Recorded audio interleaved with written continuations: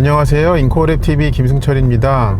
오늘 제가 타게 된 차는요, 기아의 전륜구동 세단 중에 가장 좀 맏형이라고 할 수 있는 K8, 그 중에서 하이브리드 모델을 좀 타게 됐습니다. 저번에 한번 2.5 가솔린을 탄 적이 있는데요, 그 차와 좀 어떤 차이점들을 보이는지 그 부분도 좀 궁금하게 생각이 됩니다. 이 차는 파워트레인을 보면은 최근에 현대기아가 좀 즐겨 사용하고 있는 파워트레인을 갖고 있습니다. 2.4 자연흡기 엔진 대신 1.6 터보 엔진을 갖고 있고요, 180마력을 내죠. 그리고 약 60마력의 출력을 내는 전기 모터를 결합해서 자동 6단 변속기에 그렇게 조합이 되어 있습니다. 그리고 차종에 따라서는 이 차의 이제 그 합산 출력, 시스템 출력을 발표를 하는 경우도 있는데, K8의 경우에는 카달록상에서는 두 동력원의 출력을 따로따로 표기했을 뿐 둘을 합산한 출력은 보이지 않더라고요. 근데 소렌토 하이브리드와 아마 동일할 것이기 때문에 그렇게 봤을 때는 시스템 출력은 이제 230마력과 35.7 토크라고 그렇게 볼 수가 있겠습니다. 제가 지금 도심 구간에서 지금 퇴근 시간 무렵에 이 차를 타고 있는데요, 제가 이 조건에서 좀 연비를 보기 위해서 트릭 컴퓨터를 리셋하겠습니다. 이 핸들 왼쪽에 있는 버튼을 한번 눌러 볼게요, 길게. 근데 그거를 눌러서는 리셋이 안 되는 것 같아요. 그래서 그거를 어디서 리셋을 해야 되나? 이 주행 정보는 보니까 길게 누르면 그 리셋이라는 표시 자체가 없고, 그 아래로 내리면 주유후 정보랑 누적 정보, 그거에는 있네요. 이 차의 누적 정보를 잠깐 확인해 보니까 총 누적이 16.9km라고 그렇게 되어 있습니다. 그러니까 발표된 연비와 좀 비슷한 수준인 것 같아요. 그럼 저는 주유 정보를 한번 리셋을 해 보겠습니다. 일정 거리를 주행을 하고 났을 때 좀 확인되는 연비를 좀 여러분께 알려드리도록 하겠습니다. 저번에 탔던 소렌토 하이브리드는 이 엔진 회전계가 없었던 반면에 또 이 차는 엔진 회전계가 있어요.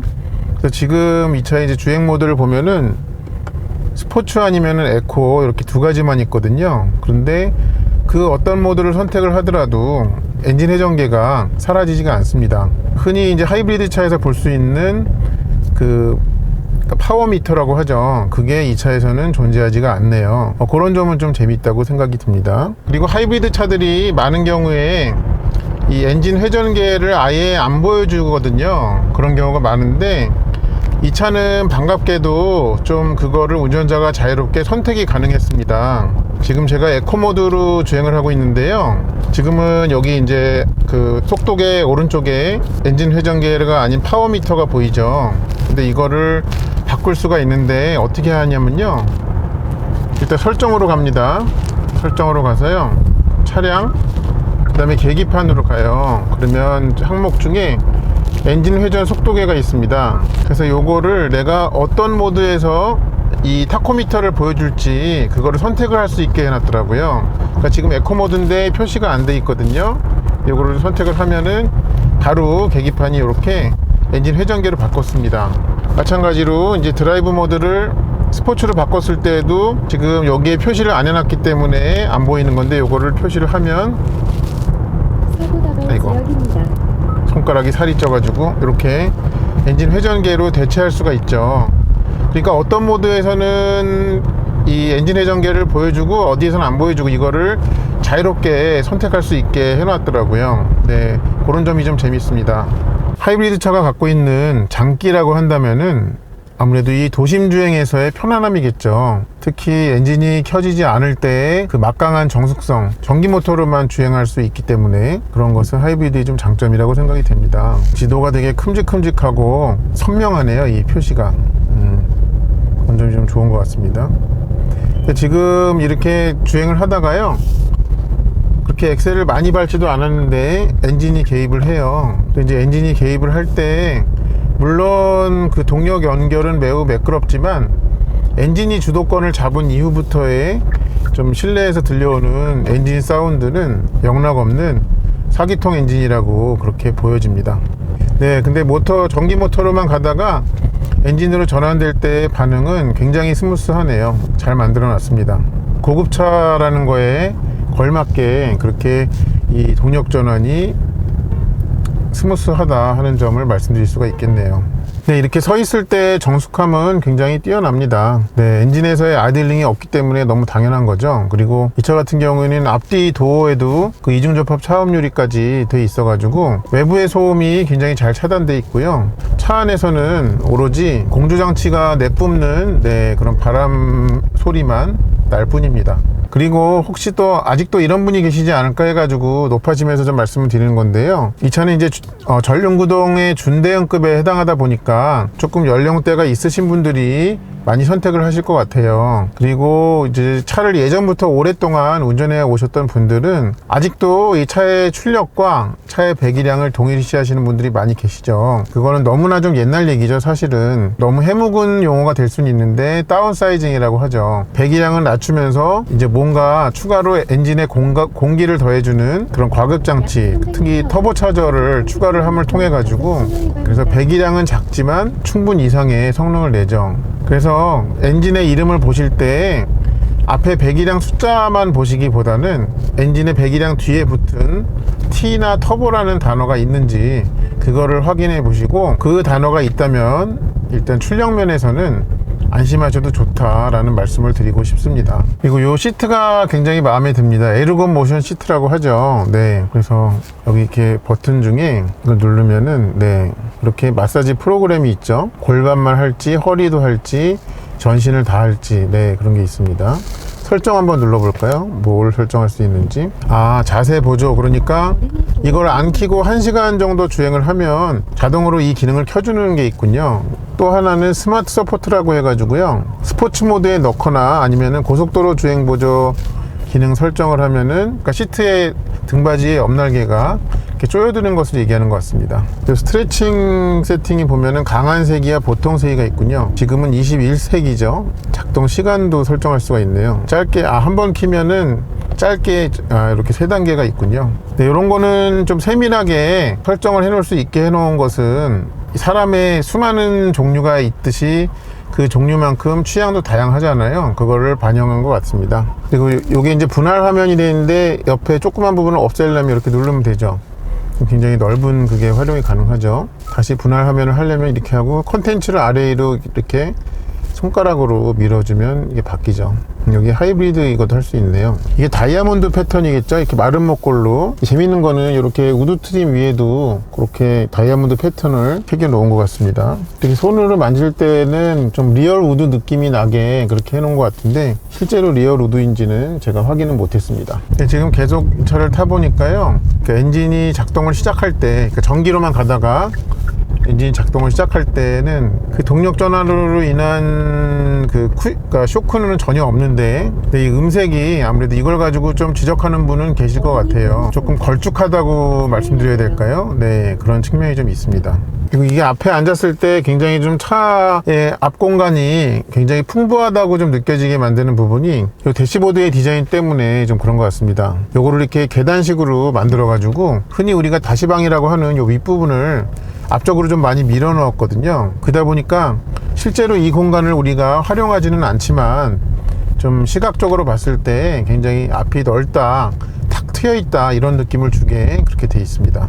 그리고 이 브레이크 페달 감각도 좀 잘 만들었다고 생각을 하는 부분이요, 좀 처음 밟힐 때부터 약간 좀 이렇게 탱글탱글하게 밟히는 그런 특성이 좀 있어요. 그러면서 반발력을 좀 거기에다 잘 만들어 놨습니다. 그래서 분명히 위에 노는 구간이 있음에도 불구하고 거기에서부터 밟히는 느낌이 조금 발로 느껴졌을 때 약간 유압식 브레이크처럼 그렇게 좀 느껴지게 만들었습니다. 그러니까 정확하게는 이 차의 브레이크는 이제 좀 전동화된 브레이크죠. 지금 이 마사지 기능을 계속 좀 켜고 가고 있는데, 그러다 보니까는 엉덩이 부분과 등받이 부분에서 이렇게 양쪽이 비대칭하게 그렇게 움직여주면서 뭔가 좀 피로에 쌓인 차의 온화분을 풀어주는 것 같은 그런 느낌으로 움직이고 있습니다. 그리고 이 하이브리드냐 가솔린이냐를 또 놓고 고민하시는 분이 분명히 계실 것 같아요. 뭐 그 가격 차이를 연비 차이로 회수할 수 있느냐, 이거는 이 키로수를 많이 타는 분이면은 회수가 가능하겠지만 그렇지 않은 분은 좀 회수하기가 쉽지 않겠죠. 그런데 조금 마음을 이 하이브리드 쪽으로 더 좀 돌아서시게 하는데 좀 제가 도움이 될 만한 말씀을 드린다면은, 도심 주행의 비율이 많이 높으신 분들은 하이브리드를 좀 긍정적으로 생각을 해보실 것을 좀 추천을 드려봅니다. 그러니까 이렇게 아주 낮은 속도나 멈춰 있을 때나 이렇게 갈 때는 짧은 거리이긴 하지만은 전기차처럼 갈 수 있기 때문이에요. 이 도심 주행에서의 이 어쿠스틱한 안락성이 굉장히 뛰어납니다. 물론 이제 다시 조금 가다가 엔진이 걸리면 소리가 조금 약간 걸걸해지기는 하지만요. 네, 그런 부분이 좀 있습니다. 조금 바꿔 말하면 도심 안에서만 탈 때는 아주 잠깐씩 전기차의 맛을 볼 수 있는 그런 차다, 그런 기능이 있다 라고 하면 어떨까요? 그러니까 하이브리드 차를 타시면서는 어떤 충전에 대해서는 전혀 걱정을 하지 않으셔도 됩니다. 여러분이 신경을 안 쓰셔도 차가 주행 중에 알아서 필요한 만큼 충전을 해 놓고 효율에 도움이 되는 만큼 전기를 사용을 하고 이렇게 충방전을 계속 지속적으로 계속 하기 때문에 여러분은 그냥 앞에 벌어지는 일에만 신경을 쓰시면 되겠습니다. 다른 소리가 아무것도 안 나는데 이렇게 이 파노라마 선루프를 때리는 빗방울 소리만 들으니까 굉장히 좀 운치가 있네요. 잠시 뒤에 남산 3호 터널을 한번 통과를 해볼 건데요. 혼잡 통행료가 면제가 되는지 한번 보시죠. 아직까지는 이 하이브리드 차에 할 수 있는 이런 그 혼잡 통행료는 거기를 자주 주행하는 분들한테는 쏠쏠한 그런 혜택이죠. 엔진이 낮은 회전에서도 굉장히 토크의 여유가 있네요. 차를 쭉 밀어주는데 전혀 부족함이 없습니다. 부족함이 없는 게 아니라 넉넉한 힘으로 이렇게 차를 움직여 주네요. 유료 차로로 지나가고 있습니다. 보겠습니다.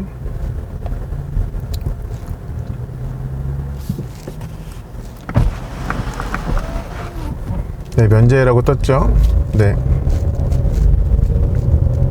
근데 저기 그 징수하시는 요금소에 계시는 분들이 이거를 육안으로 확인해서 좀 하시는 것 같아요. 그러니까 앞유리에 요 저공해 스티커가 있는지 그걸 보고 하시는 것 같은데, 이것도 좀 이렇게 번호판 인식으로 해가지고 자동화돼 있으면 그러니까 자동으로 이 차종이 판별이 되면 저분들도 좀 덜 힘드시지 않을까 생각이 좀 듭니다. 잠깐 얘기가 딴 데로 샜습니다. 그리고 요새는 참 1년이 다르다고 생각이 되는 게요, 새 모델이 나올 때마다 이런 표현 방법 같은 것들도 좀 장족의 발전을 하는 것 같아요. 굉장히 좀 이렇게 눈에 쏙 들어오고 팬시하게 그렇게 들어오는 것 같습니다. 아까 차를 받아가지고 극악으로 막히는 조건으로만 1시간 남짓 해가지고 거리는 한 12.6km를 탔거든요. 그렇게 했을 때 연비는 14.3 정도를 보이고 있습니다. 이 준대형급으로서는 좋은 편이기는 하지만 국내에서 발표한 그 연비는 요 18인치의 빌트인 캠 사양 기준으로 하이브리드가 도심 연비가 16 후반대였던 걸로 기억하는데, 제가 그거 확인해 보겠습니다. 그것보다는 조금 낮은 수치를 보여주더라 하는 점이 있습니다. 또 다른 조건일 때는 분명히 다른 결과를 보여주긴 하겠죠. 이렇게 정말 꽉꽉 막히는 데서는 좀 이렇더라 하는 것을 여러분께 말씀드립니다. 그리고 이 차를 얼핏 보면은 주행 모드가 2개밖에 없는 걸로 생각을 하는데, 그렇지가 않고 이 버튼을 누르면, 길게 누르면 마이 드라이브 모드라는 게 있더라고요. 그러니까 그야말로 이제 커스텀 모드예요. 그래서 이제 여기에서 어떤 것들을 내 취향에 맞게 주행 모드를 선택할 수 있는지 그걸 한번 보면요, 여기 드라이브 모드로 가잖아요. 그래서 커스텀으로 갑니다. 여기 마이 드라이브 모드가 있죠. 여기서 이제 톱니바퀴를 눌러요. 그러면 파워트레인, 그게 에코나 스포츠가 둘 중에 하나죠. 그 다음에 스티어링도 마찬가지로 이제 이 스티어링의 무게, 반응성, 그 다음에 서스펜션이 있더라고요. 그래서 저는 이 K8에서 전자제어 서스펜션이 3.5 가솔린에만 들어간다고 알고 있었는데, 저의 지식이 틀렸음을 이걸 통해서 알게 됐습니다. 이 옵션으로 선택 사양으로 이 K8 하이브리드에도 전자제어 서스펜션이 가능하다 하는 점을 좀 여기서 확인이 되는 것이죠. 그러니까 아무래도 이 서스펜션은 평소에는 에코 모드는 이제 컴포트로 가겠고, 그 다음에 스포츠는 말 그대로 스포츠로 갈 겁니다. 그런 특성이 있겠네요. 그래서 지금 이제 주행을 해보면은 에코 모드로 주행을 할 때는요, 승차감이 정말 한없이 좋습니다. 정말 역시 그 물침대 위에 타듯이 출렁출렁 이렇게 이렇게 움직여 주고 있고요. 또한 도로의 요철에 대해서 웬만한 것들은 운전자에게 이렇게 다 고지고대로 전해주지를 않고 다 밑에서 이렇게 사겨버리는 그런 느낌을 주고 있습니다. 그래서 정말 이 준대형급의 세단에 걸맞는 그런 승차감을 그러니까 전자제어 서스펜션의 그러니까 편안한 모드에서 보여주고 있고요. 잠깐 스포츠 모드로 바꿔볼게요. 스포츠는 어떨지. 지금 이 운전석 등받이가 조여왔습니다. 근데 지금은 노면이 좋기 때문에 이 감세력 세팅이 분명히 스포츠로 변했을 텐데 금방 이렇게 그 체감을 확 주지는 않습니다. 근데 좀 이렇게 했을 때 알 수 있는 것은요, 조금 더 단단해지긴 했는데요. 우리가 기대하는 그런 종류만큼의 단단함까지는 되지 않는다라고 생각이 됩니다. 그래서 이 부분은 이따가 제가 지금 와인딩 로드 리뷰 촬영을 하러 가는 길인데 거기에 갔을 때 좀 더 자세하게 확인이 가능할 것 같습니다. 아까는 이제 완전히 극심하게 막히는 그런 도심 안에서의 연비를 확인할 수 있었거든요. 근데 지금 주행 상황은 막히는 구간이 별로 없고 굉장히 원활하게 뚫리는데, 요런 이제 좀 항속이 어느 정도 가능한 그런 상태에서 주행을 할 때는 연비가 어떻게 되는지 한번 보겠습니다. 지금 여기 트립 컴퓨터를 다시 한번 리셋을 할게요. 길게 눌러가지고. 그래서 지금 요럴 때는 좀 연비를 어떻게 보여주는지 그거를 좀 확인해 보도록 하겠습니다. 지금처럼 주행 모드를 에코 모드로 놓고 갈 때는요, 이 전자제어 서스펜션이 밑에서 굉장히 좀 안락함을 제공을 해줍니다. 근데 그 안에 보면은 약간의 단단함이 좀 숨어 있긴 하네요. 그러니까 마냥 이렇게 철퍼덕거리는 그런 수준의 안락함은 아니다 하는 점을 좀 확인할 수가 있습니다. 전자제어 서스펜션의 에코 모드에서의 특성은, 이 K8을 타고 계시는 분들은 어떤 생각을 가지고 계시는지 모르겠는데요. 제가 주로 이제 중형 이하의 차만 타다가 오랜만에 이 차를 타서 그런지 모르겠는데요. 특히 주차를 하거나 아니면은 좁은 공간에서 차를 뺄 때 이 앞쪽에 끝이 꽤 길게 가 있다는 느낌을 좀 많이 주더라고요. 그래서 좀 앞에 끝에가 생각보다 멀리 있기 때문에 주차되어 있던 거를 출차하시거나 아니면은 방향을 바꾸는데 무언가 닿을 것 같거나 할 때는요, 그럴 때는 조금 거기에서 용기를 부리지 마시고 좀 멈췄다가 후진했다가 다시 방향을 꺾어 가지고 그 상황을 탈출하시는 게 더 좋겠다라는 생각이 좀 들더라고요. 그리고 이 차는 보면은 이렇게 시트를 이렇게 주행하다가 이렇게 옮기게 되면은 팝업으로 이렇게 이 시트의 위치가 바뀌었다는 팝업이 뜹니다. 그런데 이제 제네시스 보면은 이렇게 80 이상급에 보면은 이렇게 이 파워시트 스위치 만져주는 거를 이렇게 하이라이트 해가지고 보여주잖아요. 그런 것까지는 돼 있지 않고 위치가 옮겨질 때만 그렇게 되더라 하는 점도 좀 확인이 됩니다. 그거는 어쩔 수 없이 프리미엄 브랜드와 그렇지 않은 브랜드 간에 좀 차이를 현대기아 제네시스 내부적으로 두는 거겠죠. 그건 어쩔 수 없는 서열 구분이라고 생각이 되긴 하는데, 그런 점도 좀 확인이 돼서 말씀을 드렸습니다. 그리고 이 차의 헤드업 디스플레이 스크린을 보면요, 이렇게 스크린 내용의 위쪽이 앞으로 누워있게 이렇게 돼 있죠. 최근에 나오는 이제 현대 기아 제네시스에 좀 들어가기 시작하는 그런 표시 방법인데요. 원래 제가 오랫동안 봐온 스크린이 똑바로 수직으로 서 있는 그거에만 익숙해 있다가 이걸로 넘어왔을 때 좀 어색하지 않은가 이런 생각이 좀 들었었는데요. 자꾸 타다 보니까 이렇게 한 이유를 조금 이해를 하게 됐습니다. 그러니까 이렇게 스크린이 이렇게 똑바로 서 있는 것보다 앞으로 누워 있으니까 이 앞쪽에 어떤 좀 도로 상황 그거를 좀 덜 가리는 느낌이 줍니다. 이렇게 스크린이 벽을 치는 것보다는 그런 느낌이 좀 생기네요. 이건 저만의 그냥 해몽입니다만, 좀 그래서 이렇게 앞쪽으로 누인 것이 아닌가 하는 그런 생각이 들었습니다. 그리고 이게 또 스크린이 굉장히 커요. 헤드업 디스플레이가. 그러니까 그거를 또 세웠다가는 굉장히 넓은 면적이 앞을 가리겠죠. 또 그거를 막으려는 그런 시도가 아닌가 그렇게 좀 생각이 됐습니다. 그리고 여기 이제 하이브리드 메뉴에서 조금 센스 있다고 표현되는 게 뭐냐면요, 여기 배터리 그림에 이렇게 번개 표시가 돼 있는 거는 뭔가 충전이 일어나고 있을 때, 그러니까 배터리로 전기가 가고 있는 중일 때 이렇게 번개 표시가 나더라고요. 그러니까 또 이게 번개가 생겼다 안 생겼다 합니다. 지금처럼 보면은 전기를 사용하고 있을 때는 번개 표시가 없어졌죠. 네, 이런 그런 좀 그 세밀한 그런 변화까지를 좀 챙기는 모습이 좀 디테일하다는 느낌이 좀 들었습니다. 이 K8을 조금 더 타보고 나니까 뭐랄까 조금 급이 높게, 그러니까 격이 높게 느껴지게 만드는 요소가 한 서너 가지가 있다고 생각이 들거든요. 그거를 좀 말씀드리고 싶습니다. 제일 첫 번째로 제가 좀 이 차가 고급스럽다라고 느껴지는 부분은 바로 이 스티어링에서의 감각입니다. 스티어링 휠에서의 감각인데요. 스티어링 휠의 가죽 촉감 이런 것만을 말씀드리는 것이 아니라 주행할 때 이렇게 손에서 전해지는 그러니까 무게감, 그 다음에 이 도로로부터의 피드백, 이런 것들이 굉장히 좀 오래전에 주종을 이루었던 그 유압식 스티어링에 그거를 채택한 그 고급 승용차를 떠올리는 그런 그 감각을 갖고 있습니다. 그래서 이게 좀 굉장히 좋다라는 생각이 들고요. 또 두 번째로 좀 말씀드릴 수 있는 것은 바로 승차감입니다.